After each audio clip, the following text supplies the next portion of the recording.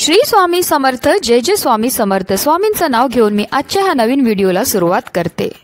यंदा 20 नोव्हेंबर म्हणजेच गुरुवारी आहे कार्तिक अमावास्या. हिंदू धर्मात प्रत्येक महिन्यातील अमावास्या तिथीला विशेष महत्त्व दिलं जातं. या दिवशी श्रीहरी विष्णू, भगवान शंकर, माता लक्ष्मी आणि गणेशाची विशेष पूजा केली जाते. पद्मपुराणात म्हटलं आहे की कार्तिक मासात केलेले एकच दान इतर सर्व मासातील 100 दानाच्या बरोबर असतं. या दिवशी केलेले दीपदान, पितृतर्पण आणि ब्राह्मण भोजन हे सर्व पितरांना मोक्ष देणारे मानले जाते. तसेच या दिवशी गंगा, यमुना, गोदावरी, नर्मदा, कावेरी अशा तीर्थांवर स्नान केल्याने जन्मजन्मांतरीचे पापे नष्ट होतात. धार्मिक मान्यतानुसार अमावास्येच्या दिवशी पूर्वज मृत्यू लोकातून या भूतलावर येतात. ते कावळा, कुत्रा, गाय या रूपामध्ये असतात आणि ते आपल्याला पाहत असतात की आपण त्यांच्याकरता कोणत्या सेवा किंवा कोणते दान हे करत आहेत. आणि जर तुम्ही या दिवशी पितरांसाठी तर्पण, पिंडदान, श्राद्ध केली तर त्यामुळे ते आपल्यावर प्रसन्न होतात आणि आपल्याला ते भरभरून आशीर्वाद देत असतात. पंचांगानुसार कार्तिक महिन्यातील अमावास्या ही 19 नोव्हेंबर म्हणजेच बुधवारी सकाळी 9:44 प्रारंभ होईल. तर दुसऱ्या दिवशी म्हणजेच 20 नोव्हेंबरला गुरुवारी दुपारी 12:16 समाप्त होणार आहे. आणि उदयतिथीनुसार कार्तिक अमावास्या ही गुरुवारी साजरी केली जाणार आहे. पण ही दर्श अमावास्या असल्यामुळे तुम्ही ज्या सेवा आहेत त्या बुधवारी किंवा गुरुवारी या दोन्ही दिवस करू शकतात. तसेच उपाय देखील या दोन्ही दिवस तुम्ही करू शकतात. या दिवशी श्रीहरी विष्णूंची पूजा करून पितरांना नैवेद्य दाखवला जातो. कार्तिक अमावास्येच्या दिवशी श्रीहरी विष्णूंचे नामस्मरण फलदायी ठरते. या दिवशी व्रत केल्याने देवी देवतांचे आशीर्वाद प्राप्त होतातच, पण कुंडलीत असणारा कालसर्पदोष आणि शनिदोषापासून सुद्धा मुक्ती मिळते. या दिवशी पितृसूक्त आणि पितृस्तोत्राचे पठण करावे. तसेच अमावास्येच्या दिवशी प्रदोष काळात शिवलिंगावर जल अर्पण करून बेलपत्र अर्पण केल्याने महादेवांची विशेष कृपा प्राप्त होते. तसेच अमावास्येच्या दिवशी रात्री लक्ष्मीपूजन केल्याने धन प्राप्तीचे योग जुळून येतात. तसेच भगवान विष्णूंची पूजा केल्याने सर्व मनोकामना पूर्ण होतात आणि श्री गणेशाची आराधना केल्याने सर्व कामात यश मिळते आणि बिघडलेली कामेही मार्गी लागतात. या दिवशी ज्यांच्या कुंडलीत पितृदोष आहे त्यांनी स्नान करून त्यांच्या पूर्वजांसाठी नैवेद्य अर्पण करावा. अमावास्येच्या दिवशी पितृचालिसा न चुकता वाचावी. तसेच संध्याकाळी पिंपळाच्या झाडाखाली मोहरीच्या तेलाचा दिवा लावावा आणि पिंपळाच्या झाडाला 5 किंवा 7 वेळा प्रदक्षिणा घालावी. या दिवशी गाय, कावळा, कुत्रा आणि मुंग्यांसाठी आवर्जून आपल्याला नैवेद्य सुद्धा ठेवायचं. असं केल्यामुळे आपले पितर आपल्यावर प्रसन्न होतात. धार्मिकदृष्ट्या हा दिवस अतिशय महत्त्वाचा असल्यामुळे या दिवशी काही प्रभावी उपाय आणि सेवा देखील केल्या जातात. आणि म्हणूनच आज कार्तिक अमावास्येच्या दिवशी तुम्ही काही नाही केलं तरीही चालेल, पण रात्री उंबरठ्यावर जाळा या 3 वस्तू जाळल्यामुळे आपल्या घरामध्ये असणारी जेवढी पण नकारात्मकता, एडापिडा, ग्रहदोष, वास्तुदोष, पितृदोष, शत्रुपीडा तर नष्ट होणारच आहे, पण आपलं 7 पिढ्यांचं दारिद्र्य नष्ट होऊन आपल्या संपूर्ण कुटुंबाची भरभरून अशी प्रगती होणार आहे. तर ती कोणती वस्तू जाळायची, कोणत्या वेळेत जाळायची त्याबद्दल सविस्तर आणि महत्त्वाची अशी माहिती मी तुम्हाला या व्हिडिओमध्ये देणार आहे. तर व्हिडिओ पूर्ण पहा. आणि जर तुम्ही माझ्या चॅनलवर नवीन असतील तर चॅनलला सबस्क्राईब करा आणि शेजारी बेल आयकॉन सुद्धा प्रेस करा, जेणेकरून तुम्हाला माझ्या नवनवीन व्हिडिओचं नोटिफिकेशन हे मिळत राहील.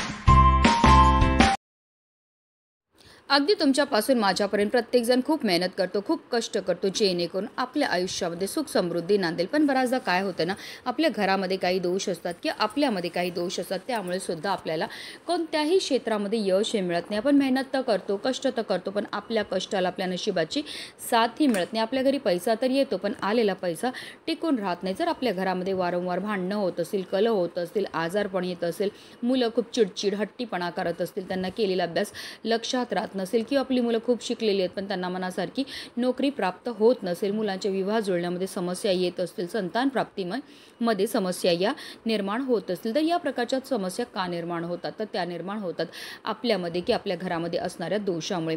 जर कुंडलीमध्ये राहू, केतू, शनी, मंगळ दोषाचे प्रभाव असतील किंवा आपल्याला की आपल्या घराला नजर लागलेली असेल, घरामध्ये पितृदोष असेल, वास्तुदोष असेल, तर त्यामुळे सुद्धा या प्रकारच्या समस्या आपल्या जीवनामध्ये निर्माण होत असतात. आणि या काही पवित्र तिथी आहेत, या तिथींना जर आपण काही प्रभावी उपाय केले तर त्यामुळे निश्चितच आपल्याला या सर्व दोषांपासून मुक्तता मिळण्यामध्ये मदतही मिळत असते.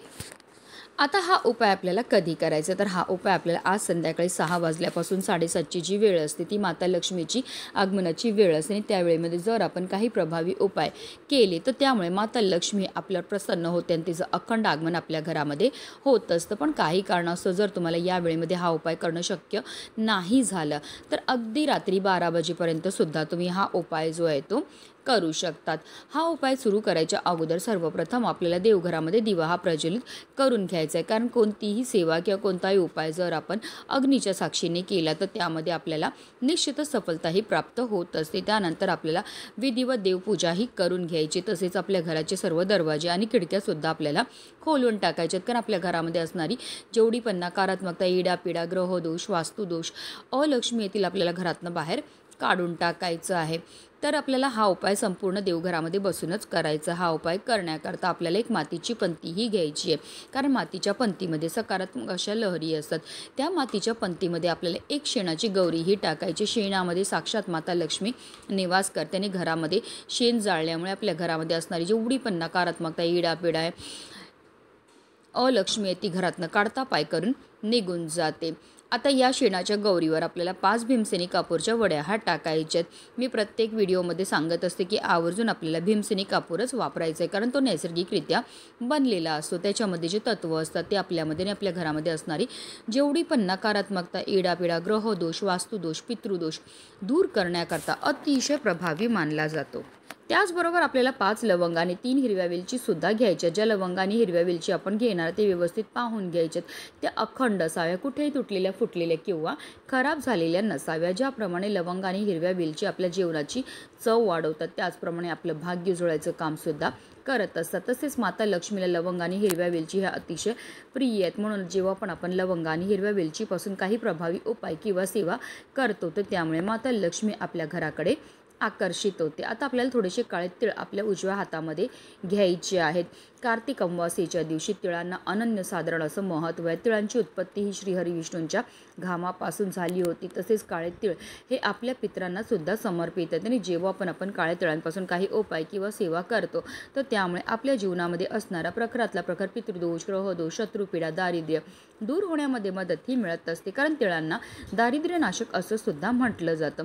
आता हे काळे तीळ आपल्या घरातील जेवढे पण सदस्य आहेत त्या प्रत्येक सदस्याच्या डोक्यापासून पायापर्यंत 7 वेळा आपल्याला उतरवून घ्यायच्यात आणि हे काळे तीळसुद्धा आपल्याला नेऊन त्या मातीच्या पंतीमध्ये टाकायच्यात. आता देवघरामध्ये प्रज्वलित असलेल्या दिव्याच्या मदतीने आपल्याला या मातीच्या पंतीमध्ये असणारा जो कापूर आहे तो प्रज्वलित करून घ्यायचा. कापूर प्रज्वलित झाला की त्यामध्ये आपल्याला थोडंसं तूपसुद्धा टाकायचं. तूप टाकल्यामुळे प्रचंड धूर हा निर्माण होतो. काही वेळाकरता ही मातीची पंती आपल्याला तिथेच देवघरासमोरच ठेवायची आहे आणि त्यानंतर ही मातीची पंती आपल्याला आपल्या संपूर्ण घरामध्ये फिरवायची. फिरवताना निरंतर आपल्याला ओम नमो भगवते वासुदेवाय नमः किंवा ओम पितृदेवाय नमः या मंत्राचा जप हा करायचा. संपूर्ण घरामध्ये हा धूर फिरून झाल्यानंतर आपल्याला आपल्या मुख्य प्रवेशद्वाराच्या उंबरट्याच्या बरोबर मधोमध नेऊन या मातीच्या पंतीला ठेवायचं आहे. जिथपर्यंत कापूर प्रज्वलित आहे तिथपर्यंत निरंतर आपल्याला मंत्राचा जप हा करायचा आहे. जेव्हा आपण कापूरसोबत या वस्तू जाळतो त्याचबरोबर मंत्राचा जप करतो त्यामुळे आपल्या घरामध्ये असणारी